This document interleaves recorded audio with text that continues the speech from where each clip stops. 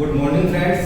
आज हमारा राजनीति विज्ञान में चैप्टर 3 भारतीय संघवाद के मूलभूत तत्व या main elements of Indian federal system. हमारा जो अगला चैप्टर है वो राजनीति विज्ञान में चैप्टर 3 है, भारत की संघीय व्यवस्था के आधारभूत तत्व। चैप्टर का क्या नाम है दोस्तों? हमारा भारतीय संघीय व्यवस्था के आधारभूत तत्व। भारतीय संघीय व्यवस्था के आधारभूत तत्व। तो इसमें सबसे पहले हमें एक शब्द पे ध्यान देना है जिस पे ये पूरा चैप्टर केंद्रित है। उस शब्द का नाम है फेडरल। उस शब्द का नाम क्या है दोस्तों? फेडरल। फेडरल को हिंदी में कहा जाता है संघवाद। हिंदी में क्या कहा जाता है? संघवाद, या हिंदी में इसे कहा जाता है संघीय व्यवस्था। कौन सी व्यवस्था? संघीय व्यवस्था। अब संघीय व्यवस्था का यहाँ पे क्या तात्पर्य है उस शब्द को समझेंगे कि संघीय व्यवस्था किसे कहा जाता है। तो देखिए, संघीय व्यवस्था का तात्पर्य है कि सत्ता में जब हम शक्तियों का विभाजन करते हैं, सत्ता को चलाने के लिए जब शक्तियों को हम अलग अलग स्तरों पर बांटते हैं, उसी व्यवस्था को कहा जाता है संघीय व्यवस्था। फॉर एग्जाम्पल के लिए आप ऐसे समझिए, आज हमारा भारत देश है। भारत देश में 3 प्रकार की सरकार है। एक तो केंद्र सरकार है, एक राज्य सरकार है और एक गांव की सरकार है। तो हमारे देश में 3 प्रकार की सरकारें हैं, केंद्र सरकार, राज्य सरकार और गांव की सरकार। गांव की सरकार को हटा दें तो मोटे तौर पर हमारे देश में 2 प्रकार की सरकार है। एक सरकार तो केंद्र सरकार जिसे हम भारत सरकार के नाम से जानते हैं, जिसका वर्तमान में शासक नरेंद्र मोदी चला रहे हैं, और दूसरा है राज्यों की सरकार या राजस्थान की सरकार, या उसे हम क्या कहते हैं? राजस्थान सरकार। हमारा राज्य कौन सा है? राजस्थान। तो दूसरा कौन सा हो गया? राजस्थान की सरकार। हमारे देश में 2 सरकार है, एक तो केंद्र सरकार है और एक राज्य सरकार है। केंद्र सरकार अपना काम करती है, उसके जो अधिकार क्षेत्र में कार्य है वो कार्य कौन करती है? केंद्र सरकार करती है। और हमारी जो राजस्थान सरकार है वो अपने अधिकार क्षेत्र में अपने कार्यों को क्या है? करती है।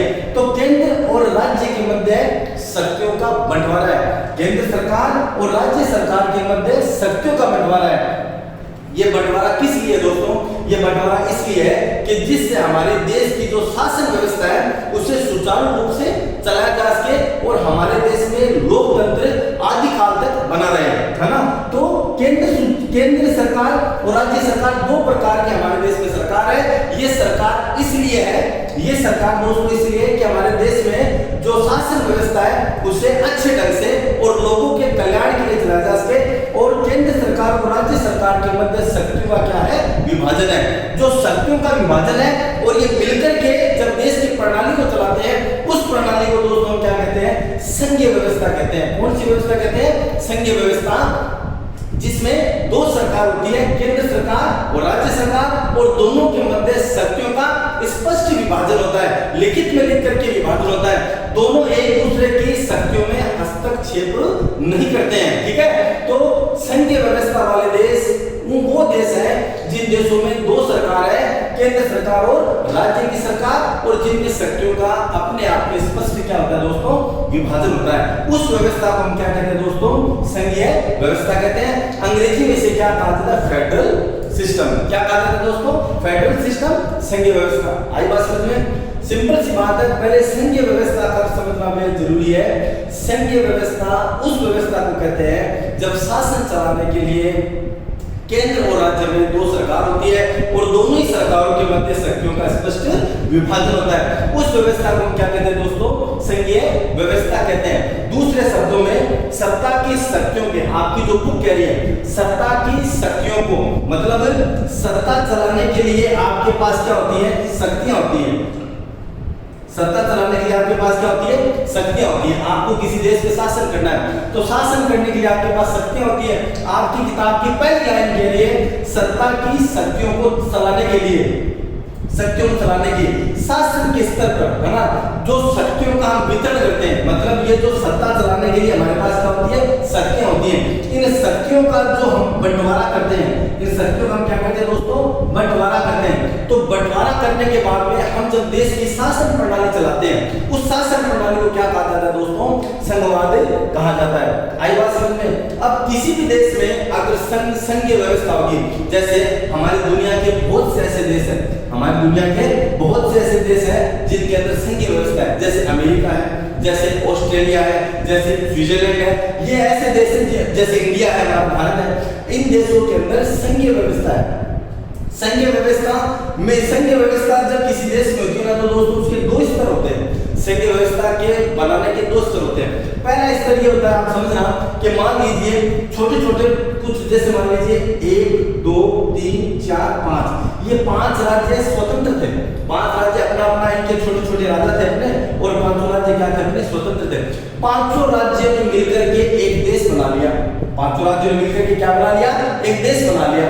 तो इन 5 राज्यों को मिलाकर के जो एक देश बनाया, वो तो हो गया इसका पहला प्रकार संघीय व्यवस्था का। जैसे अमेरिका में वर्तमान में कितने राज्य हैं, 50 राज्य हैं। तो अमेरिका के 50 राज्यों ने मिलकर के एक देश बनाया, उस देश का नाम क्या है दोस्तों, अमेरिका। आई बात समझ में? पहला संघीय व्यवस्था को उदाहरण क्या है, जब छोटे छोटे राज्य मिलकर के एक बड़ा देश बनाते हैं।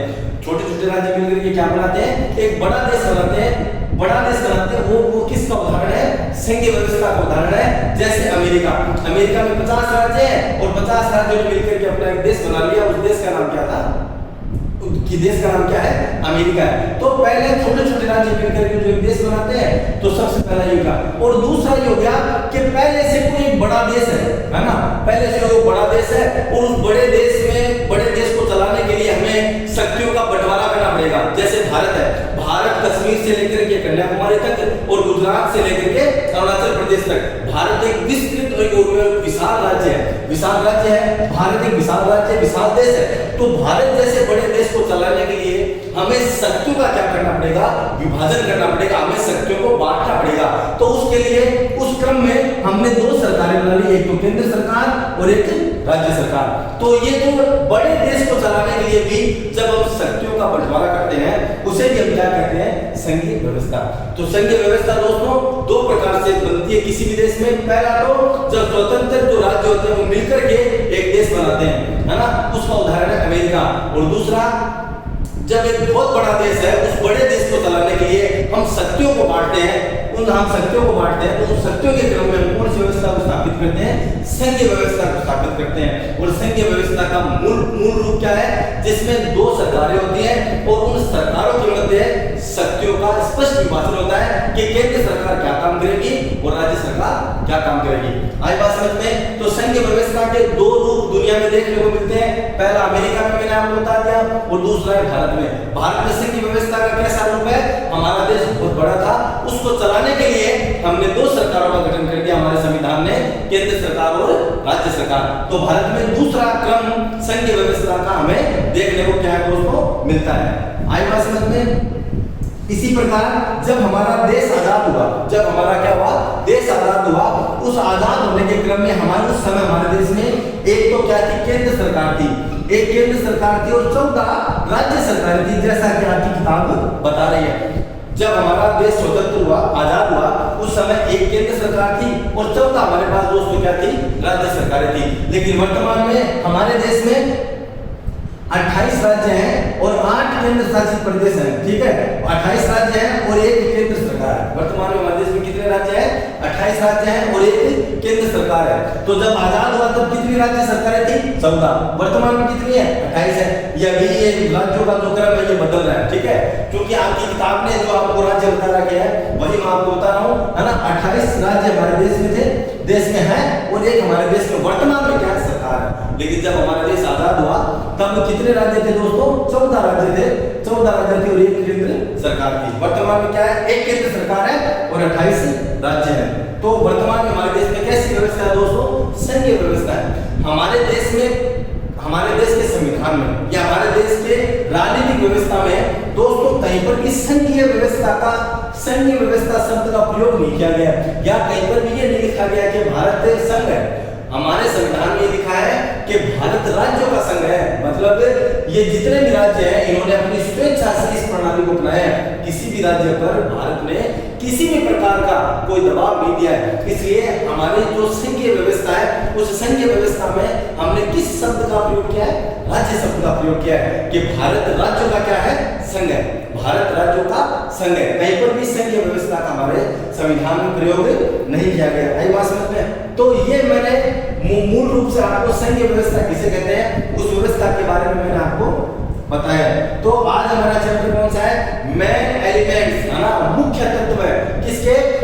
भारतीय जो फेडरल सिस्टम है, फेडरल सिस्टम का मतलब हो गया संघीय व्यवस्था के मूलभूत तत्व पढ़ेंगे। अब संघीय व्यवस्था के मूलभूत तत्व कौन से हैं, आओ उनके बारे में बात करते हैं।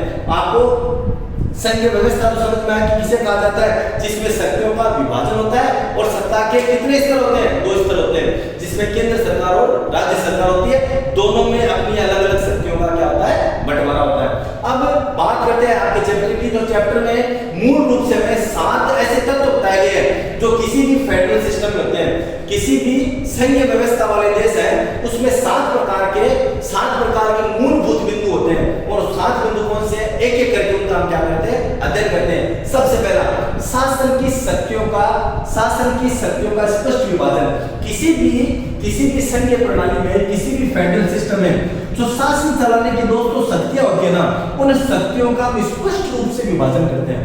शासन चलाने की जो भी शक्तियां हैं उन शक्तियों को हम क्या करते हैं, स्पष्ट रूप से विभाजन करते हैं किसी भी फेडरल सिस्टम में। क्योंकि भारत में भी फेडरल सिस्टम है, भारत में भी संघवाद सिस्टम है, इसीलिए भारत में भी शक्तियों का क्या है दोस्तों, स्पष्ट विभाजन है। किस प्रकार विभाजन है उसकी हम बात करते हैं। हमारे संविधान के अनुच्छेद 246 हमारे संविधान का अनुच्छेद 246 हम ये कहता है, हमारे संविधान का अनुच्छेद 246 हमें ये कहता है कि हमारे देश में केंद्र और राज्य के मध्य शक्तियों का विभाजन होगा। 246 क्या कहता है, हमारे संविधान का अनुच्छेद 246 हमें कहता है कि केंद्र और राज्य के मध्य शक्तियों का क्या होगा, विभाजन होगा।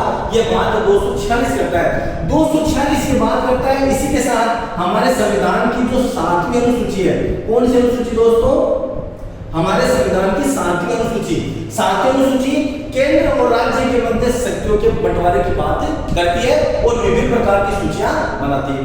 तो ध्यान रखेंगे, अनुच्छेद 246 क्या कहता है कि केंद्र और राज्य के मध्य शक्तियों का बंटवारा होगा। अनुच्छेद 246 क्या कहता है, केंद्र और राज्य के मध्य शक्तियों का बंटवारा होगा, और 7वीं अनुसूची उस बंटवारे को पूरा करती है।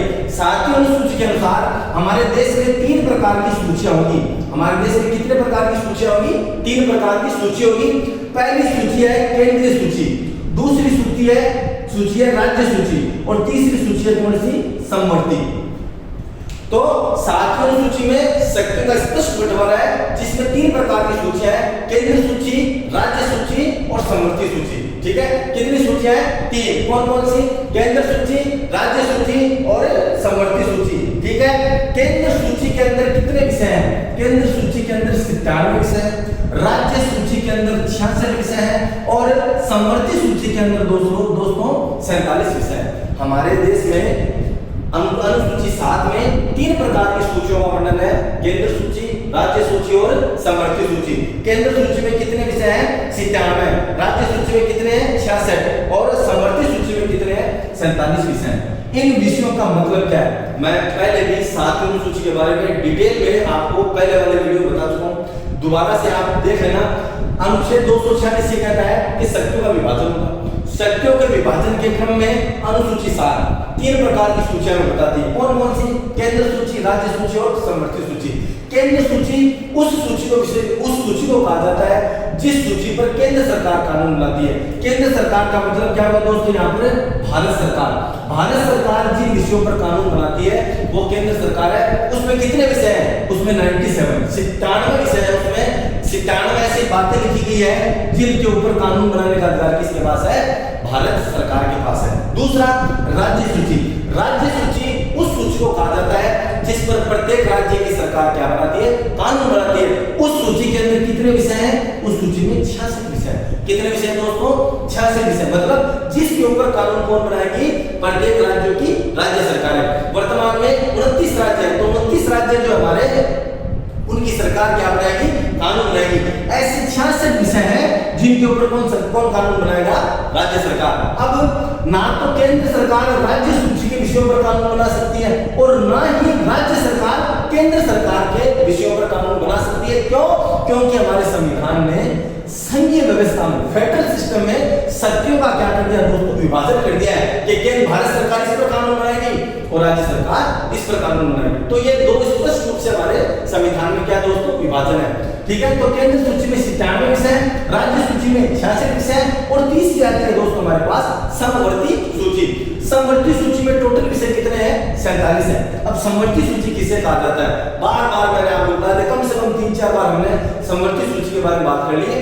दोबारा से बताता हूँ, समवर्ती सूची उस सूची को कहा जाता है जिस पर केंद्र सरकार भी कानून बना सकती है, यानी कि भारत सरकार भी कानून बना सकती है और राज्य सरकार भी कानून बना सकती है। समवर्ती सूची उस सूची को कहा जाता है जिस सूची में केंद्र सरकार भी कानून बना सकती है और राज्य सरकार भी कानून बना सकती है, लेकिन जब केंद्र और राज्य के द्वारा बनाए गए कानूनों पर किसी भी प्रकार का विवाद होता है तो केंद्र सरकार द्वारा बनाया गया कानून ज्यादा प्रभावी होगा। मतलब जैसे शिक्षा समवर्ती सूची का विषय, शिक्षा के मामले में अगर किसी प्रकार का केंद्र और राज्य के मध्य को टकराव होता है तो केंद्र सरकार ने जो बात बोल दी उसके ऊपर क्या होगा, वो उसको क्या हमारे पूरे देश में माना जाएगा, क्योंकि समवर्ती सूची पर केंद्र और राज्य दोनों कानून बना सकते हैं।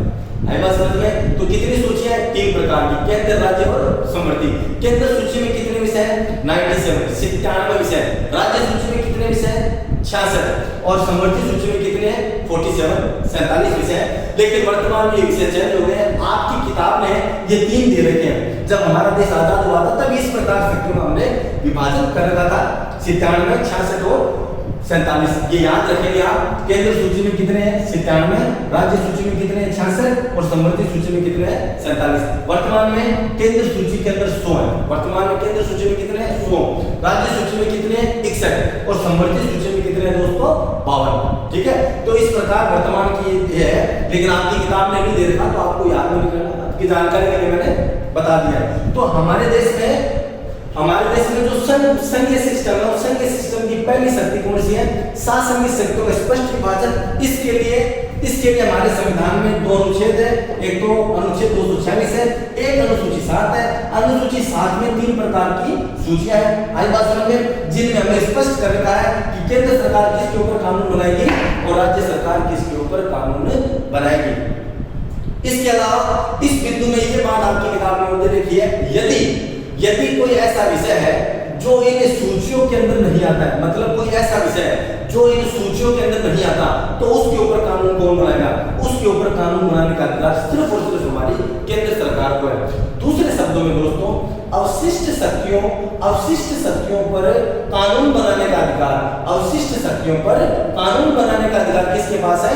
केंद्र सरकार के पास। अवशिष्ट शक्तियां किसे कहते हैं? ऐसी शक्तियां जिनका बंटवारा हमने अभी तक नहीं किया है। ऐसी शक्तियां जिनका बंटवारा हमने अभी तक नहीं किया है, उन शक्तियों को कहा जाता है अवशिष्ट शक्तियां। जैसे उदाहरण के लिए जो अभी हमारे इंटरनेट है, तो इंटरनेट पहले किसी भी सूची का विषय नहीं था, क्योंकि जब हमारा देश आजाद हुआ था उस समय इंटरनेट नहीं था, तो इंटरनेट पे कानून कौन बनाएगा? उस समय स्पष्ट नहीं था। अचानक से विषय आया तो अवशिष्ट शक्तियां किसके पास थी? केंद्र के पास। तो इंटरनेट के ऊपर जो सोशल मीडिया है उसके ऊपर नियंत्रण करने का अधिकार दोस्तों किसके पास है? केंद्र सरकार के पास है। इसीलिए दोस्तों भारतीय संघवाद को केंद्रीकृत संघवाद भी कहा जाता है। केंद्रीकृत संघवाद का मतलब ये हुआ कि हमारे देश में फाइनली सबसे ज्यादा पावरफुल कौन है? केंद्र सरकार है। सबसे ज्यादा पावरफुल कौन है दोस्तों? केंद्र सरकार है। इसलिए भारतीय संघवाद को केंद्रीकृत संघवाद भी क्या है दोस्तों? कहा जाता है। तो सबसे पहला बिंदु कौन सा था हमारा संघवादी सिस्टम में शासन शक्तियों का स्पष्ट विभाजन। तो हमने देख लिया शासन का मतलब देश चलाने की जो शक्तियां है उसका हमने क्या कर रखा है? विभाजन कर रखा है। किस प्रकार कर रखा है? इसके लिए 2 अनुच्छेद है। एक तो अनुच्छेद 246 है, एक अनुसूची 7 है। अनुसूची 7 में भी 3 विषय, तीनों का मैंने वर्णन कर दिया है। आई बात समझ में? पहला बिंदु आपके स्पष्ट रूप से क्लियर होना चाहिए। अब हम दूसरे बिंदु की बात करते हैं, निष्पक्ष एवं स्वतंत्र न्यायपालिका। निष्पक्ष एवं स्वतंत्र न्यायपालिका दूसरा बिंदु क्या है दोस्तों हमारा? निष्पक्ष एवं स्वतंत्र न्यायपालिका। किसी भी देश के, पहला पॉइंट हमारा क्लियर है। दूसरा, निष्पक्ष एवं स्वतंत्र न्यायपालिका। किसी भी देश में अगर आपको संघीय व्यवस्था चलानी है, किसी भी देश में क्या चलानी है? संघीय व्यवस्था अगर आपको चलानी है तो आपके पास, आपके देश में एक स्वतंत्र न्यायपालिका होनी चाहिए। क्या होनी चाहिए? न्यायपालिका। और न्यायपालिका भी कैसे होनी चाहिए दोस्तों? हमारे पास स्वतंत्र होनी चाहिए। स्वतंत्र होने का मतलब यह है जो निष्पक्ष रूप से अपना न्याय देश के, अपना वर्डिक्ट देश के, है ना। तो अगर किसी देश में संघीय व्यवस्था होगी तो उस देश में न्यायपालिका कैसे होनी चाहिए? स्वतंत्र होनी चाहिए। इसका कारण यह है दोस्तों, इसके दो कारण है। सबसे पहला कारण विधि का शासन। किसका शासन? विधि का शासन। विधि का मतलब क्या है? बार बार मैं आपको बताता हूं। विधि का मतलब है दोस्तों कानून। कानून हमारे देश में किसका शासन है? कानून का शासन है। और कानून को लागू करवाने के लिए, कानून की रक्षा के लिए किसी भी देश में न्यायपालिका का स्वतंत्र होना बेहद आवश्यक होता है। आई बात समझ में? किसी भी देश में न्यायपालिका का स्वतंत्र होना बेहद आवश्यक होता है। अगर आपके देश की व्यवस्था कैसी है? संघीय व्यवस्था है। कैसी व्यवस्था है दोस्तों? संघीय व्यवस्था है। अगर आपके देश में संघीय व्यवस्था है तो संघीय व्यवस्था में आपकी न्यायपालिका स्वतंत्र होनी बेहद क्या है? आवश्यक है। आई बात समझ में? तो न्यायपालिका स्वतंत्र होगी। स्वतंत्र होगी उसमें क्या होगा? हमारे देश में किसका शासन होगा? विधि का शासन। विधि का शासन का मतलब क्या हो गया? कानून के शासन के लिए किसी भी देश में न्यायपालिका स्वतंत्र होना बेहद आवश्यक है। और दूसरी जो महत्वपूर्ण बात है दोस्तों, दूसरी बात यह है कि मैंने अभी लास्ट टाइम आपको बताया था, हमारे देश में दो प्रकार के शक्तियां का विभाजन है, केंद्र सूची, राज्य सूची और समवर्ती सूची। कई बार क्या होता है, केंद्र सरकार और राज्य सरकार में किसी बात को लेकर के झगड़ा होता है ना, कोई बात हो गई तो उन झगड़े का निपटारा कौन करेगा? उस झगड़े का निपटारा कौन करेगा? स्वतंत्र रूप से, है ना। तो ऐसी समस्या आती है, जैसे मान लो राजस्थान सरकार है, राजस्थान सरकार कोरोना से लड़ने के लिए केंद्र सरकार से कुछ चाहती है, केंद्र सरकार बार बार राज्य सरकार को मना कर रही है, या केंद्र सरकार राज्य सरकार से कुछ चाहती है, राज्य सरकार उसे लागू नहीं कर पा रहे हैं, ठीक है। ऐसी सी कोई समस्या आई जिसमें केंद्र और राज्य आपस में उलझ गए, आपस में लड़ाई करना चाहते हैं, या दो से अधिक राज्य आपस में लड़ाई करना चाहते हैं। जैसे हमारे देश में नदियां हैं, एक राज्य से दूसरे राज्य में जाती है, तो नदियों के जल के बंटवारे को लेकर हमारे देश में कई बार क्या है, राज्यों के अंदर मतभेद हो जाते हैं। तो उन मतभेदों को सुलझाने के लिए और संघीय व्यवस्था को सुचारू रूप से चलाने के लिए दोनों के पक्ष में निर्णय हो, दोनों को न्याय मिले, वो न्याय कौन करेगी? हमारी न्यायपालिका करेगी। आई बात समझ में? दो राज्यों के झगड़ों को स्वतंत्र रूप से निपटाने का काम कौन करेगी? न्यायपालिका। अगर केंद्र सरकार और राज्य सरकार के अंदर कोई झगड़ा हो जाए तो झगड़े को निपटाने का काम कौन करेगी? हमारी न्यायपालिका। विधि के शासन को लागू कौन करेगी? मतलब कानून का राज, है ना। कोई सरकार आपसे जबरदस्ती नहीं कर सकती, ना तो केंद्र सरकार आपसे जबरदस्ती कर सकती, ना राज्य सरकार। कानून के राज को स्थापित करने के लिए आपके पास कैसे होनी चाहिए? स्वतंत्र न्यायपालिका होनी चाहिए। ये संघीय व्यवस्था के महत्वपूर्ण दूसरा तत्व है। आगे बात समझ में? पहला शासन की शक्तियों का स्पष्ट विभाजन हमने पढ़ा। दूसरा पढ़ा निष्पक्ष है स्वतंत्र न्यायपालिका। निष्पक्ष है स्वतंत्र न्यायपालिका क्यों होनी चाहिए? उसके दो कारण हैं। पहला आप अपनी बिंदु किताब में लिखेंगे विधि के शासन को स्थापित करने के लिए। विधि के शासन का मतलब है कानून के राज को लागू रखने के लिए, ठीक है। और दूसरा हमें क्या लिखना है कि केंद्र और राज्य के मध्य जब कोई भी विवाद होगा उस विवाद का निपटारा कौन करेगी? न्यायपालिका करेगी। भाई बात समझ में? तो ये दो बिंदु हमने पढ़े, निष्पक्ष है स्वतंत्र न्यायपालिका वाला। अब तीसरे बिंदु की हम बात करते हैं। तीसरा बिंदु हमें कहना है संविधान की सर्वोच्चता। जब कोई भी संघीय व्यवस्था वाला देश होगा, जब कोई भी दोस्तों संघीय व्यवस्था वाला देश होगा, उस संघीय व्यवस्था वाले देश में जो संविधान है ना, उसकी सर्वोच्चता होनी चाहिए। संविधान की सर्वोच्चता से हमारा तात्पर्य है कि एक संविधान के अनुरूप ही किसी देश की सरकार को चलाया जा सकता है। हमारे देश में भी चूंकि दो सरकार है, केंद्र सरकार है और राज्य सरकार है। केंद्र और राज्य सरकार हमारे देश में, तो ये सरकारें किस प्रकार चलेगी? उसी प्रकार चलेगी जिस प्रकार हमारे संविधान ने, जिसका वर्णन हमारे संविधान में कर रखा है, उसी प्रकार के दोनों अपनी सरकार चलाएंगे। तो हमारे देश में सर्वोच्च कौन है? अगर आपको पूछा जाए कि हमारे देश में सर्वोच्च कौन है, ना तो राष्ट्रपति सर्वोच्च है, ना कोई प्रधानमंत्री सर्वोच्च है, ना कोई और सर्वोच्च है। हमारे देश में सबसे ऊपर कौन है? हमारे देश में सबसे ऊपर कौन है? संविधान है। हमारे देश में सबसे ऊपर कौन है दोस्तों? संविधान है। संविधान के अनुरूप ही हमारे देश में क्या चलाया जाता है? शासन चलाया जाता है, देश की राज व्यवस्था को चलाया जाता है। अब संविधान की बात करें, अमेरिका में जो संविधान है, अमेरिका में अलग अलग संविधान है। अमेरिका में क्या है? केंद्र सरकार का अलग संविधान है और राज्य सरकार का अलग संविधान, दोनों के अलग अलग संविधान है ना। लेकिन भारत में ऐसा नहीं है। अमेरिका में दोनों के अलग अलग संविधान है, केंद्र का अलग संविधान है और राज्य का अलग संविधान है। लेकिन भारत में ऐसा नहीं है। भारत में केंद्र और राज्य दोनों के लिए एक ही संविधान है। आई बात समझ में? भारत में केंद्र और राज्य के लिए कितने संविधान है? तो एक ही संविधान है, जबकि अमेरिका में केंद्र और राज्य के लिए अलग अलग क्या है दोस्तों? संविधान है। आगे बात समझ में आपको? इसीलिए भारत में संविधान क्या सर्वोच्च है, क्योंकि वो केंद्र सरकार और राज्य सरकार दोनों के लिए क्या है दोस्तों? एक ही। ये हमारा तीसरा बिंदु कंप्लीट हुआ। तो अभी तक हमने कितने पॉइंट पढ़े हैं? 3 पॉइंट पढ़े हैं। पहला, शासन की शक्तियों का स्पष्ट विभाजन हमने देख लिया। दूसरा, निष्पक्ष और स्वतंत्र न्यायपालिका हमने देख ली। और तीसरा, संविधान की सर्वोच्चता वाला जो बिंदु था वो हमने देख लिया। अब चौथी बात करते हैं।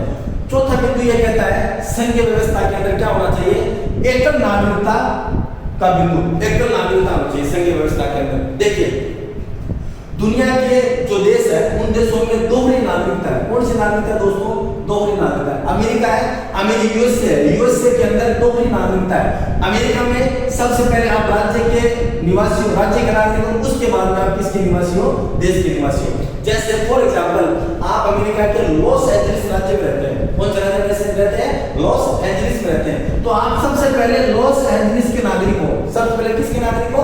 लॉस एंजलिस के नागरिक हो। और उसके बाद आप किसके नागरिक हो? देश के नागरिक हो। मतलब अमेरिका में दोहरी नागरिकता है। अमेरिका में कैसी नागरिकता है? दोहरी नागरिकता है। आप उस देश में पहले राज्य के नागरिक बनते हो, उसके बाद आप किसके नागरिक बनते हो? देश के नागरिक बनते हो। लेकिन हमारे देश में ऐसा नहीं है। हमारे देश में एकल नागरिकता है। एकल नागरिकता का मतलब हुआ हम सब क्या है? भारतीय हैं। हमारे देश में दोहरी नागरिकता नहीं है। हमारे देश में एक हरी नागरिकता है। पूरे देश में कैसी नागरिकता है? एक ही नागरिकता है। हमारे राज्यों की नागरिकता किसी व्यक्ति को नहीं है। ऐसा नहीं है कि कोई राजस्थान का नागरिक पहले है उसके बाद में देश का नागरिक है, ऐसा कुछ नहीं है हमारे देश में। किसी भी राज्य, कोई भी राज्य अपनी अलग से नागरिकता नहीं दे सकता है, ठीक है? तो हमारे देश में कैसी नागरिकता है? एकल नागरिकता है। हम सब क्या है? भारतीय है। इसका कारण क्या है? हमारे देश में दोहरी नागरिकता को क्यों नहीं अपनाया गया? हमारे देश में दोहरी नागरिकता को इसलिए नहीं अपनाया गया क्योंकि पहले से ही हमारे देश में अलग अलग राज्यों में अलग अलग सांस्कृतिक, सामाजिक, भाषा, इन सब के आधार पर विविधता है, ठीक है? इन विविधताओं के अनुसार इन विविधताएं जब किसी भी देश में होती है तो वहां पे क्या है कि टकराव होते हैं, ठीक है ना? और देश को एक रखना है। ऐसा क्यों होना चाहिए? वो राजस्थान का नागरिक है, वो बिहार का नागरिक है, वो तमिलनाडु से है, वो कर्नाटक से है, ऐसा नहीं होना चाहिए। हमारे देश में क्या होना चाहिए? हम सब क्या है? भारतीय हैं। तो देश की एकता को बनाए रखने के लिए, देश को टूटने से बचाने के लिए, देश की अखंडता को बनाए रखने के लिए, है ना, हमारे संविधान ने कौन सी नागरिकता को बनाया? एकल नागरिकता को बनाया। तो हमारे देश में कैसी नागरिकता है दोस्तों? एकल नागरिकता है। आई बात समझ में? अमेरिका में कैसी नागरिकता है? अमेरिका में दोहरी नागरिकता है। एकल नागरिकता को हमने क्यों अपनाया? क्योंकि हमारा देश विशाल है और विशाल देश होने के कारण देश को कोई तोड़ नहीं दे, देश में कोई दरार नहीं डाल दे, इसके लिए हमने कौन सी नागरिकता को अपनाया? एकल नागरिकता को। तो अभी तक हमने 4 बिंदु पढ़े हैं। शासन की शक्तियों का स्पष्ट विभाजन, दूसरा निष्पक्ष स्वतंत्र न्यायपालिका, तीसरा हमने पढ़ा संविधान की सर्वोच्चता, चौथा हमने पढ़ा एकल नागरिकता। अब हम 5वें बिंदु पे आते हैं। 5वां बिंदु हमारा है राज्यसभा। राज्यसभा क्या है? आपकी किताब में ये 5वां बिंदु दे रखा है राज्यसभा, जो कि किसका सदन है? राज्यों का सदन है। अब देखो, हमारे देश में राज्यों की बात को रखने के लिए हमारी संसद में, हमारे देश में राज्यों की बात को रखने के लिए हमारी संसद में 2 सदन है। एक तो है राज्यसभा, एक है लोकसभा। हमारे देश में जो वर्तमान में 29 राज्य हैं, उन 29 राज्यों की बात को संसद में कौन रखेगा? तो वो रखेगी राज्यसभा। क्यों? क्योंकि राज्यसभा में जितने भी प्रतिनिधि होते हैं वो सब के सब राज्य सरकार के द्वारा चुने जाते हैं। किसके द्वारा चुने जाते हैं? राज्य सरकार के द्वारा चुने जाते हैं। तो राज्य सरकार की हमारे संसद में सुरक्षा कौन करेगा? वो करेगा दोस्तों हमारी राज्यसभा करेगी। राज्यों के हक को केंद्र सरकार के पास कौन उठाएगा? राज्यसभा उठाएगी। तो राज्य सरकार की जो बातें हैं उन बातों को केंद्र सरकार तक पहुंचाने का काम किसका है दोस्तों? राज्यसभा का। आई बात समझ में? तो कोई भी जब फेडरल सिस्टम होता है, उस फेडरल सिस्टम में केंद्रीय व्यवस्थापिका के अंदर राज्यों का एक सदन होता है। उसके अलग अलग देशों में अलग अलग नाम, ठीक है? अमेरिकी कांग्रेस में सीनेट, तो अलग अलग नाम है। तो देखिए, संसद, हमारी जो संसद है उसका पहला सदन कौन सा है? राज्यसभा है। तो राज्यसभा नाम से स्पष्ट है, राज्यों की सभा। तो राज्य अपने लोगों को कहां पे भेजते हैं? राज्यसभा में। वो राज्यसभा भेजने के बाद वहां पे क्या करते हैं? केंद्र सरकार में राज्यों के जो मुद्दे होते हैं उन मुद्दों को संसद में उठाने का काम कौन करती है? राज्यसभा करती है। राज्यों के अधिकारों की रक्षा कौन करती है? राज्यसभा करती है। आई बात समझ में? तो राज्यसभा के अंदर राज्य सरकारें अपना प्रतिनिधियों को भेजती है, वो प्रतिनिधि वहां पे क्या करते हैं? राज्यों की सरकारों की सुरक्षा करते हैं। अब हमारे देश में जो राज्यसभा है वो अन्य देशों की बनिस्बत चेंज है। अमेरिका के अंदर दोस्तों क्या 50 राज्य हैं। 50 राज्यों में से अमेरिका के राज्यसभा के अंदर 50 राज्यों में से अमेरिका की जो राज्यसभा है, अमेरिका की राज्यसभा में प्रत्येक राज्य के 2 मेंबर है। प्रत्येक राज्य कितने मेंबर? 2 मेंबर है। और 50 राज्य हैं तो टोटल वहां की राज्यसभा में कितने लोग हैं? 100 लोग हैं। वहां पे प्रत्येक राज्य को समान माना गया है और प्रत्येक राज्य को समान प्रतिनिधित्व दिया गया है। तो प्रत्येक राज्य को समान माना गया और समान प्रतिनिधित्व दिया गया है। तो अमेरिका में कुल राज्य कितने? 50 और वहां पे कितना प्रतिनिधित्व है? 2। तो टोटल अमेरिका की जो राज्यसभा उसमें कितने लोग बैठते हैं? 100 लोग बैठते हैं और प्रत्येक राज्य को समान है। लेकिन भारत में ऐसा नहीं है। भारत में क्या है दोस्तों? भारत में जनसंख्या के आधार पर राज्यसभा सीटों का बंटवारा किया गया। भारत में किसके आधार पर? राज्यसभा में जनसंख्या के आधार पर सीटों का क्या किया गया दोस्तों? बंटवारा किया गया। जिस राज्य की जितनी जनसंख्या उस राज्य की राज्यसभा में उतनी सीटें। जैसे उदाहरण के तौर पर भारत में सबसे ज्यादा जनसंख्या वाला राज्य कौन सा है? उत्तर प्रदेश। तो उत्तर प्रदेश की राज्यसभा की सीटें कितनी है? सबसे ज्यादा है 31, है ना। राज्य इंडिया में ऐसा नहीं है कि इंडिया के अंदर मान लीजिए कि 30 राज्य हैं और 30 राज्य में 2-2 सीटें बांट दी तो इंडिया के अंदर 60 सीट। नहीं, ऐसा बिल्कुल नहीं। भारत के अंदर जो सीटों का बंटवारा है वो किसके आधार पर है? जनसंख्या के आधार पर है। तो सबसे ज्यादा जनसंख्या उत्तर प्रदेश की, तो सबसे ज्यादा राज्य में सीटें भी किसकी है दोस्तों? उत्तर प्रदेश की। तो ये हमारा चौथा 5वां पॉइंट था। राज्यसभा फेडरल सिस्टम के अंदर क्या होती है? प्रत्येक देश में राज्यसभा होती है, एक नागरिकता होती है, संविधान की सर्वोच्चता होती है, निष्पक्ष स्वतंत्र न्यायपालिका होती है और शासन शक्तियों का क्या होता है? इसमें स्पष्ट विभाजन होता है। इसके बाद नंबर 6 जो मान बिंदु है वो है राज्यसभा राज्यपाल की नियुक्ति। राज्यपाल की नियुक्ति 6ठा बिंदु हमारा कौन सा है दोस्तों? राज्यपाल की नियुक्ति। राज्यपाल की नियुक्ति, राज्यपाल का पद। प्रत्येक जो संघीय व्यवस्था होती है, प्रत्येक संघीय व्यवस्था के अंदर उस राज्य के ऊपर हमारे देश ने एक पद बनाया है। उस पद का नाम क्या है? राज्यपाल, है ना, जिसको क्या कहा जाता है? गवर्नर। राज्यपाल के बारे में हमने पूरी बातें कर चुकी है। हालांकि ये जो राज्यपाल का पद है ये हमेशा से ही विवाद का विषय रहा है। विवाद का विषय इसलिए रहा है क्योंकि केंद्र सरकार राज्यपाल के माध्यम से प्रत्येक राज्य पर क्या करती है? नियंत्रण रखती है। केंद्र सरकार राज्यपाल के माध्यम से किस पर नियंत्रण रखती है? राज्यों पर नियंत्रण रखती है अपना। तो इसलिए राज्यपाल क्या करता है? केंद्र सरकार द्वारा नियुक्त होता है राज्यपाल। मैंने बता दिया आपको, केंद्र सरकार द्वारा नियुक्त होता है राज्यपाल। तो राज्यपाल सभी राज्यों की सूचनाएं किसको देता है? केंद्र सरकार को देता है। और केंद्र सरकार क्या करती है? प्रत्येक राज्यों पर अपना नियंत्रण रखती है। किसके माध्यम से? राज्यपाल के माध्यम से। हालांकि ये विवाद का विषय रहा है, लेकिन फिर भी हमारा जो फेडरल सिस्टम है उस फेडरल सिस्टम की विशेषता यह है कि राज्यों के ऊपर नियंत्रण स्थापित करने के लिए या राज्यों की गतिविधियों को सुचारू रूप से देखने के लिए, राज्य को सुचारू रूप से चलाने के लिए, देश में कानून व्यवस्था को बनाए रखने के लिए प्रत्येक केंद्र सरकार ने प्रत्येक राज्य के ऊपर किस पद को बनाया है? राज्यपाल के पद को बनाया है। आई बात समझ में? तो दोस्तों ये था राज्यपाल का पद और लास्ट में हमारे पास आता है एकात्मकता का प्रभुत्व। हमारे देश में किसका प्रभुत्व है? हमारे देश के फेडरल सिस्टम में किसका प्रभुत्व है? एकात्मकता का प्रभुत्व है। एकात्मकता का मतलब ये हुआ कि कितनी भी शक्तियों का बंटवारा केंद्र और राज्य के मध्य किया गया हो, लेकिन फिर भी हमारे देश को एक रखने के लिए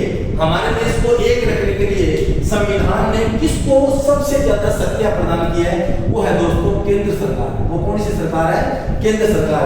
केंद्र सरकार को हमारे संविधान ने सबसे ज्यादा क्या दी है दोस्तों? शक्तियां दी है। तो हमारे देश में सबसे ज्यादा पावरफुल कौन है? केंद्र सरकार है। हमारा संविधान किसकी ओर झुका हुआ है? हमारा संविधान केंद्र सरकार की ओर झुका हुआ है। कैसे झुका हुआ है? अगर कोई राज्य गड़बड़ करता है, अगर कोई राज्य संविधान के अनुरूप अपनी सरकार नहीं चलाता, तो केंद्र सरकार उस राज्य में क्या लगा देती है? आपातकाल लगा देती है। आई बात समझ में। दूसरा, अगर कोई राज्य सरकार गड़बड़ करती है तो केंद्र सरकार के पास अपनी कुछ स्वतंत्र संस्थाएं हैं, जैसे यूपीएससी, जैसे इलेक्शन कमीशन, जैसे फाइनेंस कमीशन, है ना। ये ऐसी संवैधानिक संस्थाएं हैं जिनको कह करके केंद्र सरकार काफी नियंत्रण रखती है, राज्य सरकार के ऊपर नियंत्रण रखती है। जैसे राज्यों का सीमांकन होता है, किसी राज्य के नाम को बदलना है, किसी राज्य की सीमा में परिवर्तन करना है ना, किसी राज्य को तोड़ करके दो राज्यों का निर्माण करना है। तो ये जितने भी काम है वो सारे काम कौन करती है? केंद्र सरकार करती है। तो अल्टीमेटली फाइनली हमारे संविधान में सबसे ज्यादा पावरफुल किसको बनाया है? केंद्र सरकार को बनाया है। इसलिए हमारे संविधान का झुकाव किस ओर है? केंद्र सरकार की ओर है। तो ये हमारे देश के जो फेडरल सिस्टम है उसकी 7 महत्वपूर्ण विशेषताएं थी। हमारे देश की जो संघीय व्यवस्था है उस संघीय व्यवस्था की क्या विशेषता है? जैसे अमेरिका की जो संघीय व्यवस्था उसकी कुछ अलग विशेषताएं हैं, ऑस्ट्रेलिया की अलग विशेषताएं, कनाडा की अलग विशेषता है। उसी प्रकार हमारे देश की जो संघीय व्यवस्था है उसकी 7 महत्वपूर्ण विशेषता है। याद रह जाएगी आपको, एक बार रिवीजन करवा देता हूँ। डिटेल में मैंने आपको बता दिया 7 कौन सी है। सबसे पहला, शासन की शक्तियों का स्पष्ट विभाजन। हमने हमारे देश में शक्तियों का शासन चलाने की शक्तियों का क्या कर रखा है? स्पष्ट विभाजन कर रखा है। दूसरा हमारे देश की न्यायपालिका कैसी है? स्वतंत्र है। तीसरा, हमारे देश की सर्वोच्च क्या है? संविधान है। चौथा, हमारे देश की नागरिकता कैसी है? एक।